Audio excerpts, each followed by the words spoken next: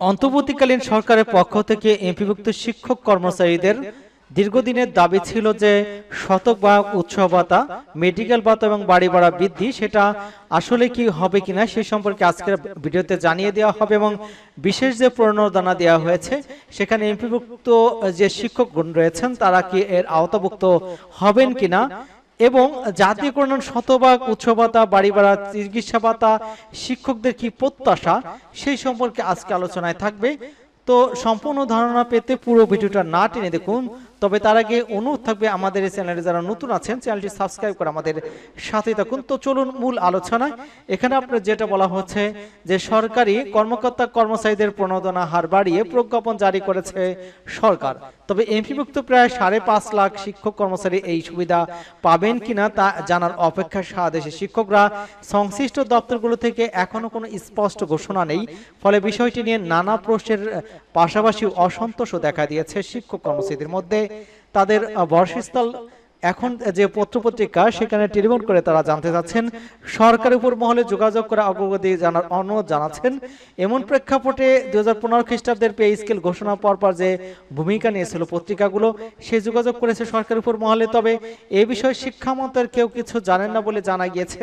নাম প্রকাশ না করা সত্ত্বে সরকারের উপর মহলে একাধিক সূত্র বলেছে যে 2016 খ্রিস্টাব্দের 26 জুলাই যেমন প্রজ্ঞাপন জারি করে বিষয়গুলো স্পষ্ট করা হয়েছিল ঠিক একইভাবে প্রজ্ঞাপন জারি করতে হবে। অর্থমন্ত্রীর একজন কর্মকর্তা বলেছেন যে অতীতের অভিজ্ঞতায় বলতে পারি যে এমপিভুক্ত শিক্ষক কর্মচারীও অবশ্যই পাবেন, শুধু সিদ্ধান্ত বা প্রজ্ঞাপন জারির অপেক্ষা রয়েছে।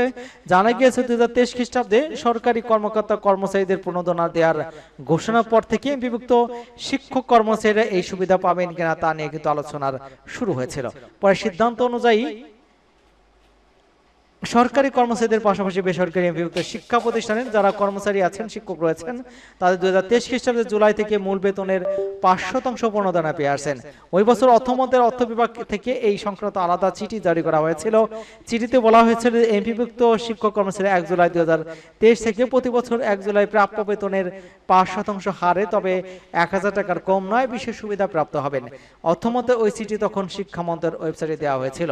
তবে এবারও কিন্তু তার ব্যতিক্রম হবে না, যদিও ওই প্রজ্ঞাপনে 3 নম্বর ধারায় যেটা বলা হয়েছে যে 2015 সালের যারা বেতন স্কেলে আওতাভুক্ত তারাই কিন্তু এই বিশেষ প্রণোদনা পাবেন। সেক্ষেত্রে কিন্তু এমপিভুক্ত শিক্ষক কর্মচারী তার আওতাভুক্ত হবেন এমনটা কিন্তু বিভিন্ন মহল থেকে তারা ধারণা করছেন। তো আরেকটি আলোচনা সেটা হচ্ছে যে দীর্ঘদিন যে শতভাগ জাতীয়করণ, শতভাগ উৎসব ভাতা, জাতীয়করণ এবং মেডিকেল এবং বাড়ি ভাড়া, চিকিৎসা ভাতা সেগুলো বাড়ানোর ব্যাপারে কিন্তু আমরা এখানে যেটা বলা হচ্ছে যে এমপিভুক্ত শিক্ষকদের উৎসব ভাতা চরম অস্থিরতা কাটালে কারো 4 আনা, কারো 8 আনা, আবার কারো 16 আনা এবং ঈদুল আজহায় কিন্তু সেটা 50% করা হয়েছে। সেক্ষেত্রে কিন্তু কর্মচারীদের জন্য সেই 50% রাখা হয়েছে। সেক্ষেত্রে কর্মচারীদের কিন্তু তাদের ক্ষোভ রয়ে গেছে এবং তারা আন্দোলনের ডাক দিয়েছে, তারা কঠোর কর্মসূচির ডাক দিয়েছে। সেটা সমীচীন কিনা সেই ব্যাপারে আপনারা জানিয়ে দেবেন। এবং সাবেক যে উপদেষ্টা মহোদয় তিনি বলেছিলেন যে শিক্ষকদের যে বিভিন্ন ভাতা, অবসরকালীন ভাতা এবং কল্যাণ ভাতের যে ফান্ড এবছরে কিছু তৈরি করা হবে, সেক্ষেত্রে কিন্তু 2200 কোটি টাকা বরাদ্দ দেওয়া হয়েছে এবং ভবিষ্যতে হয়ে আশ্বস্ত করেছেন যেহেতু শিক্ষকদের সুবিধা কতটুকু বাড়বে তা এখনো নির্ধারণ হয়নি। সেহেতু কথা হচ্ছে শিক্ষকদের প্রত্যাশা আসলে কতটুকু সরকারের কাছে। শিক্ষকদের প্রত্যাশা ছিল শতভাগ উৎসব ভাতা, 45% বাড়ি ভাড়া, 20% চিকিৎসা ভাতা, জাতীয়করণ, এসব কিন্তু ঈদুল আজহা থেকে উৎসব ভাতা শতভাগ না হয়ে সেখানে আমরা দেখতে পেলাম যে 50% ঈদুল যে আজহা সেটা 50% উৎসব ভাতা দেওয়া হয়েছে। এবং সেক্ষেত্রে এই যে আসন্ন বাজেটে 3000 কোটি টাকা গত বছর সে বাজেটে বেশি রাখা হয়েছে। এখানে মেডিকেল এবং মেডিকেল ভাতা এবং যেটা উৎসব ভাতা তো 50% রয়েছে এবং মেডিকেল ভাতা অত বাড়বে 500 টাকা থেকে 1000 করবে এমনটা কিন্তু ধারণা করা হচ্ছে। এবং দেশে এখন এমপিভুক্ত স্কুল, কলেজ, মাদ্রাসা, কারিগরি শিক্ষা প্রতিষ্ঠানের সংখ্যা প্রায় 30,000-এর বেশি, অর্থাৎ তার দেশের মোট শিক্ষা প্রতিষ্ঠানের 97% এসব প্রতিষ্ঠানে প্রায় 6 লাখ শিক্ষক কর্মচারী রয়েছেন।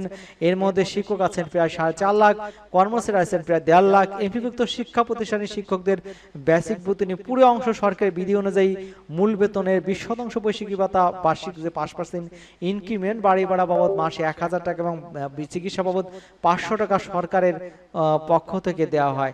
এবং 2 ঈদে 25% দেওয়া হতো, সেটা কিন্তু 50% করা হয়েছে এবং বিগত 22 বছর যাবৎ কিন্তু এইগুলো দেওয়া হতো।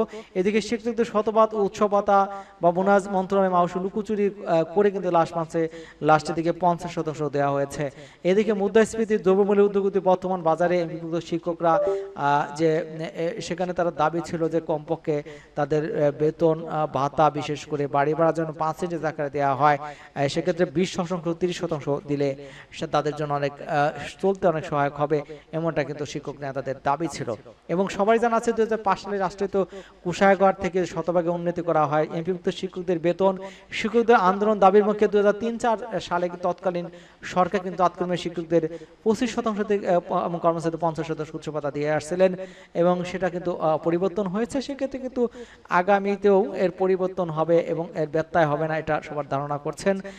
এবং সরকার চাকরিজীবীদের প্রতি বিদ্বেষ থেকে নয়, বরং সকলে জ্ঞাতিতে বলছে যে সরকার চাকরিজীবীদের প্রধানত 2টি উৎসব ভাতা আর মূল বেতনের সমপরিমাণ, অর্থাৎ আরও রয়েছে 500 মাসিক ভাড়া ভাতা এবং নববর্ষে 20 উৎসব ভাতা। প্রতি মাসে বেতনের সাথে 1 সন্তান থাকলে কমপক্ষে 500 টাকা, 2 সন্তান থাকলে 1000 টাকা তাদেরকে দেওয়া হয়, সেটা কিন্তু এই এমপিভুক্ত শিক্ষক কর্মচারীদেরকে দেওয়া হয় না।